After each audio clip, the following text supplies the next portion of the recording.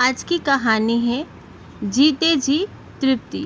ऐसी ही अच्छी कहानियों के लिए आप मेरे चैनल को ज़रूर सब्सक्राइब, लाइक, शेयर कीजिए और क्या अच्छा लगा कहानी सुनने के बाद कमेंट भी कीजिए।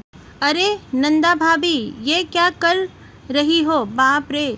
पीहर आई उसकी नंदे रमा और रश्मि एक साथ चिल्ला पड़ी थी। जी दीदी, अम्मा का नाश्ता लाई हूँ। सहारा देकर उनको तकिए से टिका कर बैठाती नंदा बोली। वो तो हम भी देख रहे हैं, पर इतना घी में तर मूंग दाल का हलवा अम्मा पचा पाएगी? उनकी तबीयत और ख़राब हो जाएगी ना। पर अम्मा बहुत खुश होकर नाश्ते का प्लेट निहार रही थी। उनको ये हलवा बहुत ही पसंद था। वो अपना मुंह गीले कपड़े से पोंछती रही। रश्मि चिढ़ गई और ज़ोर से बोली, हमारे रहते ये अनर्थ नहीं हो सकता। इतना गरिष्ठ हलवा खिलाकर आप कौन सा दुलार टपका रही हैं? लकवे के कारण उनकी बोलती ख़त्म सी हो गई थी, पर वो गो गो करके रश्मि पर नाराज़ हो रही थी। उसने प्यार से उनके मुंह में हलवा डाला। उनके चेहरे पर प्रसन्नता देखने लायक थी। उसी समय विकास उनकी दवाइयाँ लेकर कमरे में घुसा और प्यार से अपनी माँ के गाल थपथपा कर पूछने लगा, कहो माँ, आज नाश्ता अच्छा लगा ना? अब सूप के साथ ये दवा भी खा लो। वो एक आज्ञाकारी बच्चे की तरह मुस्कुराकर सिर हिलाने लगी।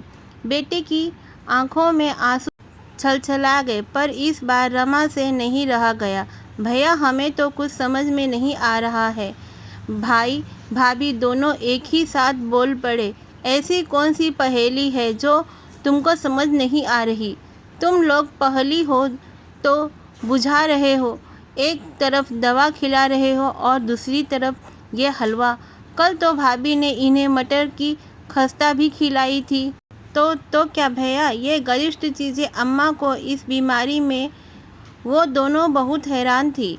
अब तक चुपचाप अम्मा का काम करती नंदा के मुंह से निकल ही गया, दीदी, ऐसा है कि इतने दिनों से बीमारी और परहेज की मारी झेलती ये बहुत कमज़ोर हो गई हैं, साथ ही चिड़चिड़ी भी हो गई हैं।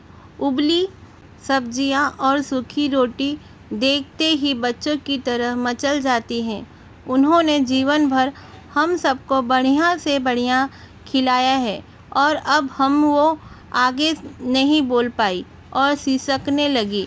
आगे बढ़कर विकास ने उसे पानी पिलाया और दूर स्वरों में बोला, अब ये ज़्यादा दिनों की मेहमान नहीं है।